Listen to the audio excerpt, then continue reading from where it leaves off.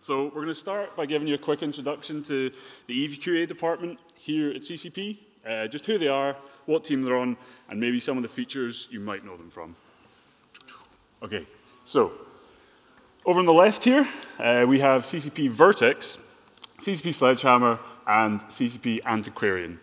These guys are all in Team Tri-Lambda, which is our graphic and audio team. You probably know them best recently for the physically based rendering. Next to them, we've got CCP Maxwell on Team R&B. He's been working on the download on demand stuff that's coming on Tuesday. Next up, we've got CCP Turtle Power from Pirate Unicorns. He's been doing the opportunities that's already out, and we're expanding it in the next release. Then we've got CCP Contra from Team Size Matters. They've been doing the ship skins. And then we have CCP Savior. He's actually also on Tri-Lambda. So again, the physically based rendering. And then after that, we've got Claymore here. Claymore's working on Game of Drones, so you probably know him for the industry and jump changes recently. And you really want to come to the keynote, because we're actually working on some really exciting stuff as well. Yeah, and then we have CCP Paradox. He's on Team Space Glitter. They've been recently working on the Circadian Sleeper storyline stuff and other content things you may have seen. Then there's myself, CCP Lebowski. Thanks guys. I'm on 5.0. We've been recently doing things like Thera and the Shattered Wormholes, the T3 Destroyers, and we're currently working on the SOV stuff that's upcoming and some Corp and Alliance work as well. Then we have CCP Habakkuk. He is on Team Gridlock. They're mostly recently doing things like Brain in a Box, maybe some people have heard of that. Some working with our Dogma system, and also if you've been on Singularity, then you've probably seen him about. He's our master of Singularity usually. And then we have at the back, the bearded man, that's CCP Goliath. He's our QA director, and he basically, he keeps us in check. And finally on the end, no longer QA, now working in content, that's CCP Red Dawn, still working on Space Glitter. So what we're going to take you through today is I'm going to be talking about bug reporting in general, how to write a good bug report, things like that. And Claymore is going to be taking you through the process of a feature from design all the way through to release. Yeah, so I'm going to be running you through the testing process for a feature, but I'm actually just going to start with a quick breakdown of how we work in our teams. So our feature teams are generally made up of like 2 designers, 3 software engineers, and a QA. It's me. Some have more, some have less. As you saw, Tri-Lambda actually have 4 QA, but they're actually a very large team compared to the general feature teams. Our teams work under a principle of whole team quality, which I'm not going to go into too much detail just now. It basically means that the entire team is responsible for the quality of the feature they develop. We also work in an agile system, which for QA is great. It means the testing starts straight away. Instead of a more classic waterfall system where we would design it, we would implement it, and then the testing would begin. So yeah, it's really good because we can get started testing as early as possible. So during the presentation, keep this picture in your mind of designing and testing, implementing and testing, because it's always ongoing during the process. So I'm going to move on and I'm going to talk about the design phase and what testing takes place here. Yeah, so first up, the design phase. So this starts once the team has actually decided what feature they're going to work on. So once we get the feature, we'll all come together as a team, we'll sit down in meetings, and we'll discuss how we see the design going. And it's really important for the QA to be included in these meetings so that as early as possible, we can get an idea from a testing standpoint of exactly what we're going to be doing. So then once we've got the design nailed down, the QA can go away, we can start drafting up some documentation in the form of a test plan, which you can see here. It's just a very rough test plan from when we made the jump fatigue changes, and this is actually for the Black Ops ships. So if you can read this, hopefully, start at the bottom. You can see a set of instructions, have character A, have character B. We'd have some like prereqs before this, so that telling you what kind of ship I'd have to be in for this. Maybe you need some fuel, some modules, and you just use that setup the whole way through. Yeah, but yeah, so it's really important for this to be accurate. Because if this isn't accurate and up to date, the testing's not going to be quite as good as it should. But the steps also need to be really clear so that for any reason, if I'm super busy or I'm away for an extended period of time, whole team quality, one of the guys in my team can pick it up, run through it, and do the testing. So yeah, it's really important for us, the QA, to keep in touch with our designers. Because if they go away and make some changes, as I said, like the numbers or some mechanics, and we don't update this and we test everything wrong, then we're going to potentially miss some defects, and they're going to get to TQ. At this point, we're also actually writing our regression scripts for our outsourced partners, who I'll actually mention later. And some of you might have already done it. CCP Lebowski will tell you at the end how you can come and try out one of our regression scripts. Yeah, has anyone spotted the defect in this slide yet? No. Yes, you can be QA. Yep. We've got steps 1 to 4. Yeah, I'm asking you to do steps 1 to 11. Yep, defect. Well done. Yeah.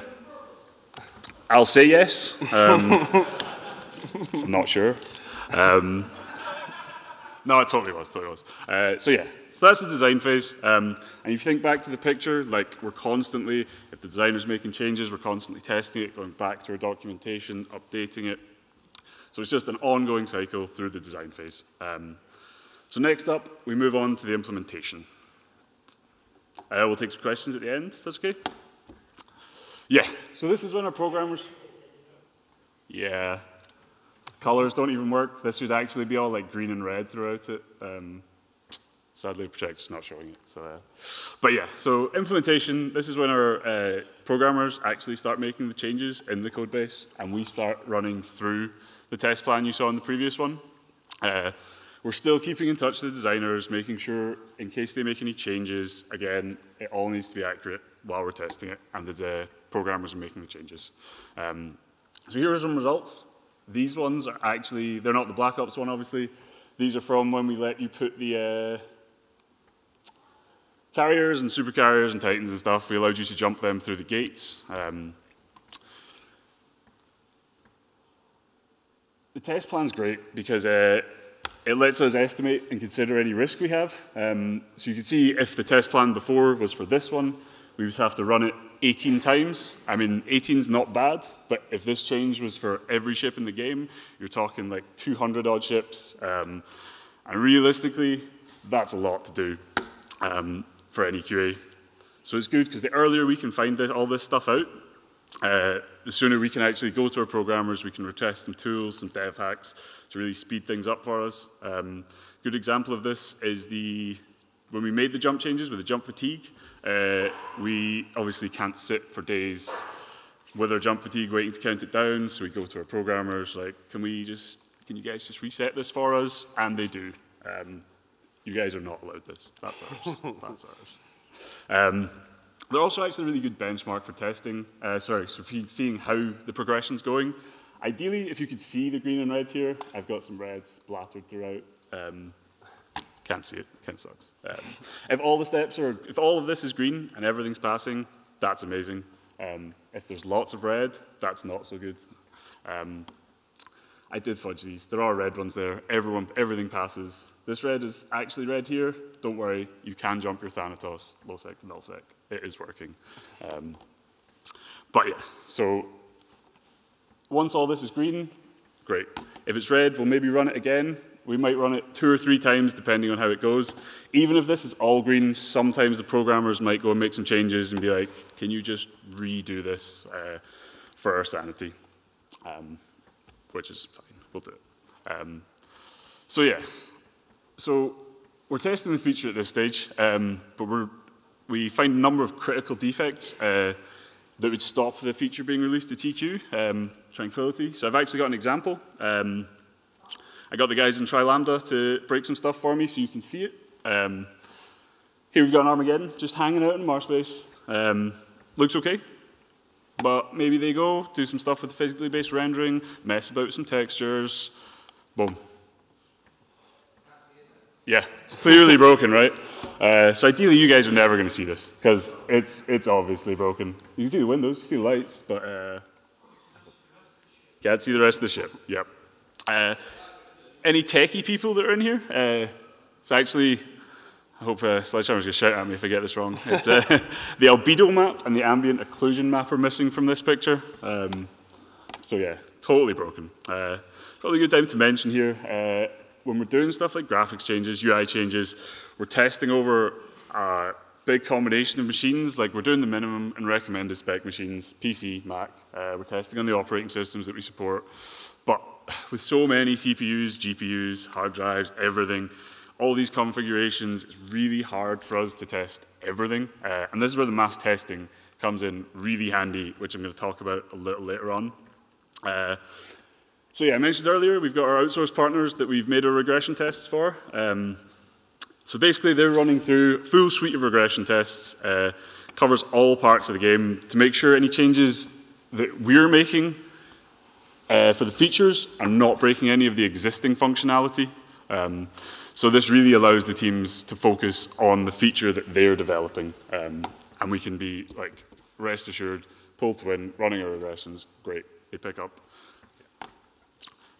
So yeah, so while we're testing the feature, we're not only watching the content that's actually shown in the client, like here, we're also watching the logs coming out in a log server and watching for any exceptions or issues or errors. So we've got an example here. It doesn't really look like much to the untrained eye, but it actually gives us everything we need to know to fix a defect. So I'll just take you through, where are we? Here we are, yeah. So highlighted here in red, if you can see it, is our stack trace. And if I go enhance, oh. If you see here, just where it ends at .py, this here is actually the file where the problem's occurring. Here in the brackets, the number, this is the line number in that file. And this bit here is the method that is being called from that file. So these are all methods that are being called leading up to the exception. And the very bottom line here, oh, he's in the way, is usually where the problem is actually occurring. This line here in red, this is actually the issue that's happening. This line here. So basically here, we are trying to get time efficiency on an object that is none. So what this actually means is we're expecting to be working, this is from industry, when we were doing the industry changes. So what this actually means is we're expecting to be working with a blueprint object, but for some reason the blueprint's not there, so we can't actually set stuff. This section again might not make much sense, but this is super handy for us. Tells us where you are, like if you're in a station, what station are you in, so it's really useful for us. Yeah, so during the implementation phase, we're also doing mass testing on Singularity. So once we've deployed the build to Singularity, with the feature, we'll post a feedback thread in the test server area of the forums. And this usually includes all the information, like what features are actually available at that point in that build, and any known issues that we have on that build. This is where you should be posting any of the feedback for these features from Singularity. And each team will go through the feedback thread, reading your comments. As QA, we are generally just looking for any potential defects. If you find anything you think's wrong, you should really enter it from the bug report from the client that Lebowski will tell you about. But if you've put enough information and we catch your comment, we will still investigate it. But really, we would love it through the client. So once we've got a build in the server and we've got the feature up, we're looking for you folks to test it in a specific manner or with specific things. An example of this here is, again, using the jump changes. We required lots of you to be jumping big ships through tiny gates. So we gave all of you a Titan, we gave you 4 Titans, and we all gave you the skills to fly them. This is actually during a mass test. This is my Titan up top, being shot by many Doomsdays. And that day, I was definitely using dev hacks. I don't think I would have made the first gate jump if I hadn't. So, If any of you don't know about the mass testing, it's a really vital tool for us in the implementation phase. It allows us to test with a large number of players. We're normally getting like 400 or 500 players coming and joining us. But it's good because, as I said earlier, it gets us like a range of different machines and setups, everyone testing on it. People running multiple clients and different laptops, everything. It's great. Get tons of people. And yeah, we run one of these roughly one every release cycle, but if the teams require more, we'll do them. You know, we've seen ourselves do 2, 3, 4 during a release cycle. It just depends what we need. And we're normally testing the feature that's being released, but we're also testing just general client-server stability. For all the, like, once we've made big changes, we still need to know that with that many players, we've not done something unexpected, and everything's still running fine. Some of you might not know, if you come and join us in the mass test, you get 2 million skill points to spend on Singularity, which is awesome. Come and join us, get some free skill points on Singularity. If you're not sure, just check out the server forum areas again, or you can come and speak to us, any of us that you saw in the picture. We'd be more than happy to talk to you about it. So yeah, that was the implementation. All that's left is for us now to deploy to TQ here. So on release day, our ops guys take the server down, they work their magic, great magic. And then, depending on what we're releasing, we might bring it up in VIP mode. It basically just allows us to check after making major changes, Thera, or if the ops guys have been doing hardware changes on the server. But it's decided per team basis, so depending on what's going out, we just might not have any VIP time, and it might just get open to you straight away. And when we do, and when we're all in there, this is probably the day that you'll see more of us in the chat channels, like up here, me and Lebowski just hanging out, helping out in the help and rookie help channels. We're there just to answer any questions about the features if you're not sure, if you think you found a bug, just want to generally chat about Eve with us. We'll be in there. We're also, we're still monitoring all the bug reports that are coming in. Usually we're filtering for our specific feature so we can get any potential issues with our feature, get the attention straight away. In the days following the official release, we're still working away, testing defect fixes that need deployed, maybe some feature work that wasn't quite ready for the initial release, but it'll be ready in the next couple of days. So we're still going on, we're still testing.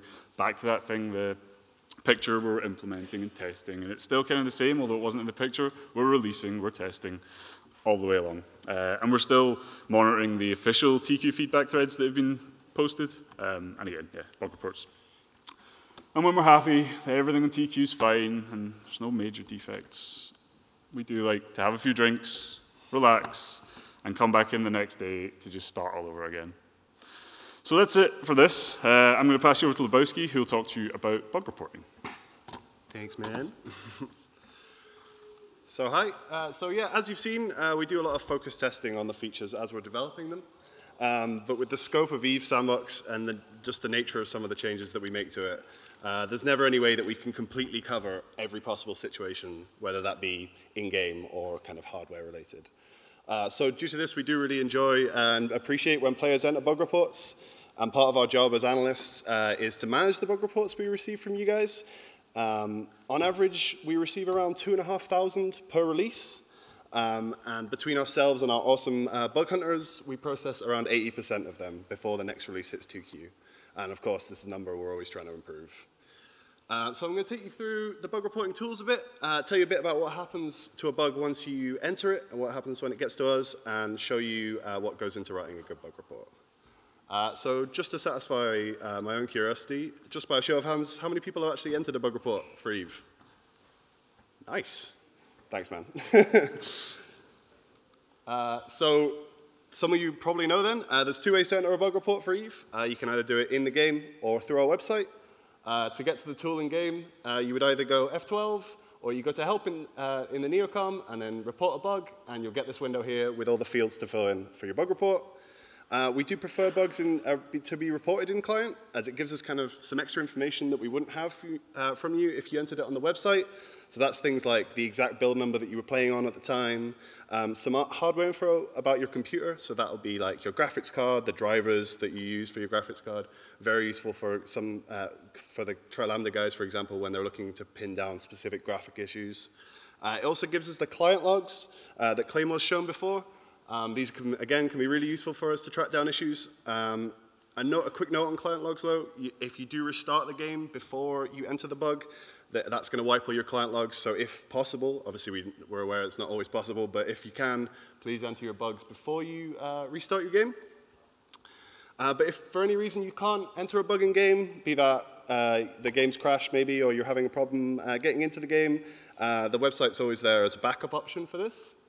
So you basically just go to our website, you would log in, go to support, bug reports, and you'll get this page. It's very similar to the in-game tool. It's got all the same fields that you would get in-game. It just doesn't give us the same detailed information that we would get from you. So once your bug's been entered, it'll go into our unfiltered bug report list, and it'll look like this to us. I know at the back you're probably not going to be able to see this very well, but this is just an example bug I made up for this. So it's got all the kind of same information, the reproduction steps, the description and the title, and then a picture if you've added one. We kind of regularly go through this list of bugs ourselves, and again, our volunteer bug hunters, who are awesome. Any bugs that we already know about are attached to the defects that we already have in our system. We generally do this to add additional information if it's needed. It's always good to get multiple bug reports with different repro steps in different situations. Gives us a lot of information. Anything that's new and not already in our system, we'll try and test and try and confirm. If we do confirm the problem, we'll often do a bit of testing around that as well to try and find out if it's a larger issue than we thought. And then we'll convert that bug into a full defect in our system. We'll add any extra information that we found through testing, and then that defect will be assigned to the team or the developer most suited to fix it. So that could be the people currently working on in the area of the game, or maybe the person who wrote the code, or maybe someone that's just very familiar with that area of the game.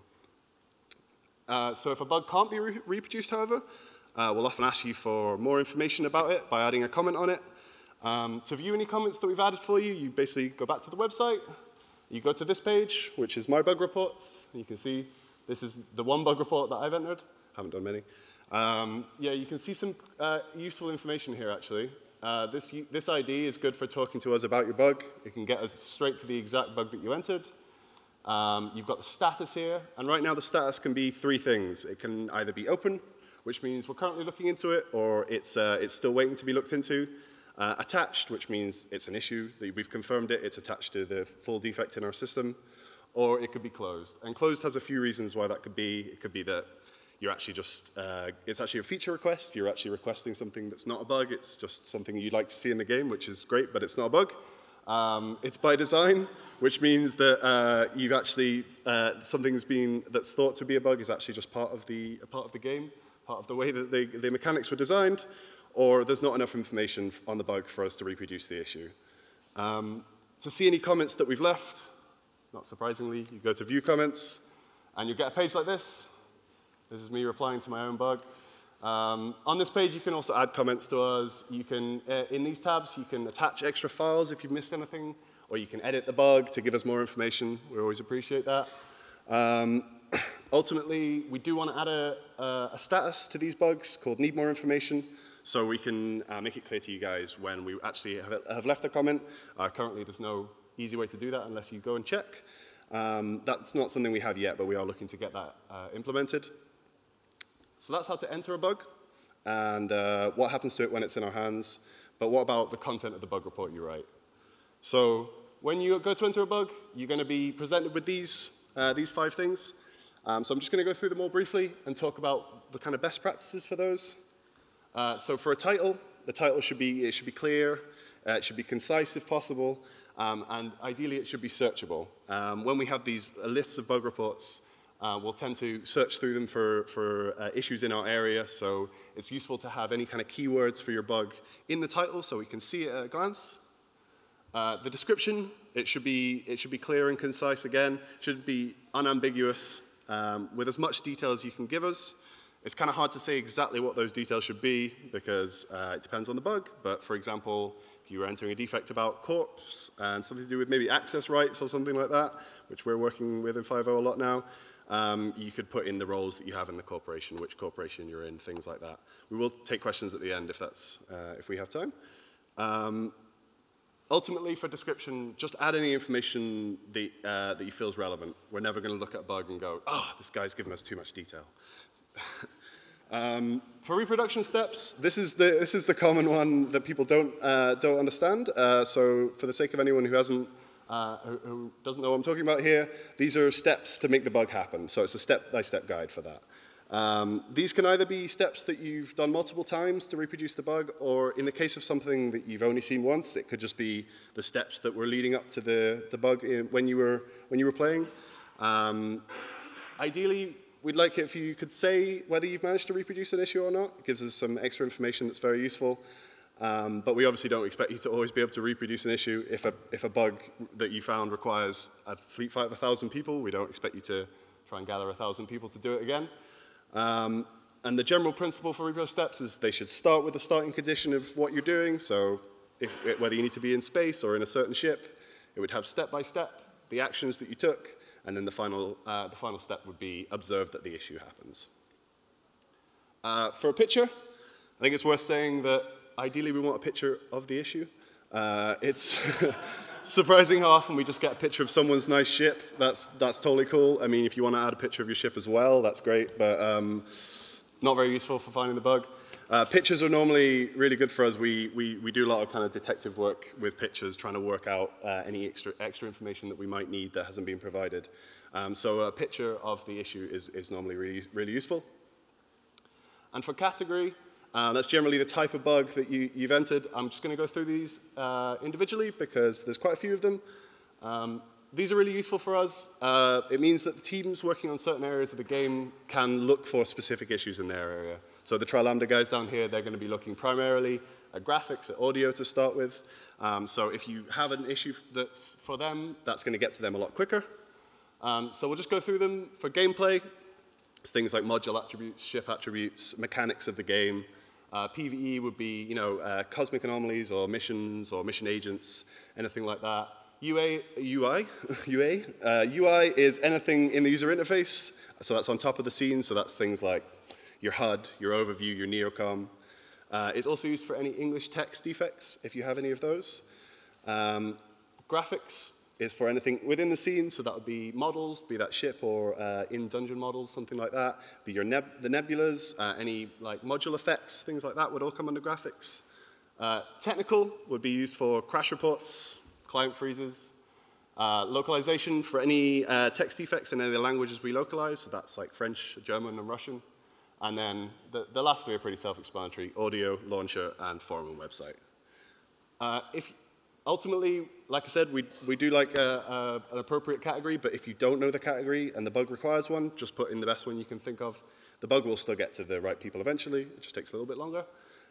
So with that in mind, let's have a look at an example bug and see how a good and bad bug report for that would look. So I've picked a generic example, so a non-Eve issue. So say CCP was instead in the business of making bacon dispensers. So say the bacon dispenser has a button to push to receive bacon, but you're not getting any bacon. So let's have a look at what a good bug report for that would look like. It would probably look like something like this. And again, sorry for the people at the back. So we've got a title that gives you a lot of information, a lot of keywords about the issue: bacon, bacon maker 4000, the type of bacon maker, of course. We've got the reproduction steps here, which is the starting. You need to be in the kitchen next to the bacon maker. Again, bacon maker 4000. The action that you took, which is pressing the bacon button, and observe that the bacon maker does not give me any bacon. And the description, again, gives all that information in one place. And as you can see, because this has been reported in-game, I don't know if you can all see this down here, this is actually the client logs and the machine info and stuff like that that is really useful for us. If we were going to submit this bug and give it a good picture could look something like this. This is me trying to get bacon. It's not giving me any bacon. So you can see, here's the action, here's the lack of bacon, and here is a little annotation as well to tell us what that is. And a bad bug was, we get quite a lot of these, just like angry titles. We will try and obviously look into it, but it's not very useful. The description just tells us that it's something to do with bacon, that's all we know. And there's no reproduction steps. We often get reproduction steps that just say no, or I think my favorite one was, Yes, I have reproduction steps. Great. And then a bad picture for this, you can imagine, would be something unrelated. Maybe something like this. That's not going to help us. Funny though, but not going to help us. So that's everything that we have for you today in terms of the presentation. What time are we on?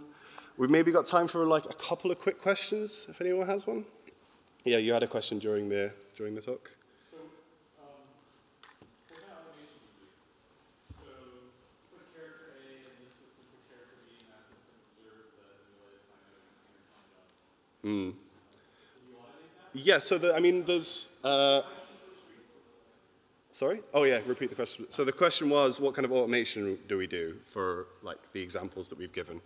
I can take this. So if you think back to the grid I had of the ships, we didn't, but we could possibly, if that was such a big list that we physically didn't have the time to do it, we could then go and automate, because that was just jumping through gates. So we can automate that to make it jump through the gates, make sure it works, and go on. Certain things we can't automate, like anything graphical, something you have to look at or something you have to hear. We're better off having people physically doing that. Yeah. But there's some other things we do. There's like unit testing that the programmers tend to do as well, which tests obviously the really low-level functions. And then Claymore touched on it a bit, the idea that depending on the risk and the size of the feature, we'll sometimes request tools from the programmers to help with this. So I think an example in 5.0 that we had of automation was when we were adjusting the spawns of rats, and we were using an automated bot to go around and spawn things in the game, and then give us recordings of the logs so we could see the kind of spawn rates in how they were actually working in practice. So it really does depend on the feature. It's something that we're generally not like excelling at, I don't think, automation, but it's something that we're always trying to get better at. We had one question here during the talk.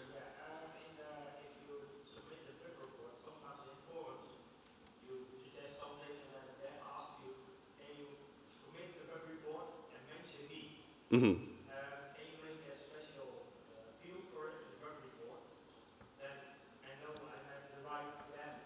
Right. And I know that it's close to that depth. Yeah, I mean, it's a decent suggestion. I can't speak for every QA, for example, but I have like filters that I set up for myself that will always show me things that say CCP Lebowski in them, for example. I know like a lot of other people will do that similar thing and look for those things. It is a good suggestion, though, and we are always looking to like work out different ways to get the bug reporting better. And one more down here. So, do you find that users can Sorry, carry on. Yeah, the question was, do we find that a lot of players are basically confusing what a petition and a bug report is? Yeah, yeah, we do. And usually that's when it's great to go and check your comments, because if you file something that should be a petition, but you've put it in as a bug report, we will comment on the defect and ask you to submit it as a petition, because we as QA we don't deal with accounting and stuff and account management, so we would then ask you to file a petition, but you then need to check your comments. So it's really important that you do check the comments on the defects that you enter. I think personally, like, that's part of why we wanted to do a talk like this, was to kind of explain what a bug report is in comparison. I think we're out of time now. We don't want to keep you guys before the keynote, obviously. So if you do want to talk to any of us, please look at these faces. Come and talk to us. We're all happy to talk to you about things. None of us bite, although I can't speak for Red Dawn. Don't know about him. We'll be wandering around, but if you do want to come and speak to us, we'll always be manning this QA booth on the first floor. Some of you might have already come and talked to us. It's just at the back of the building on the first floor. You can try through some regression tests that we run. You can do those on the test server. You can mess around with some of our dev tools, and you can just chat to us in general about QA or EVE or CCP. Yeah, thanks for coming. Enjoy the keynote.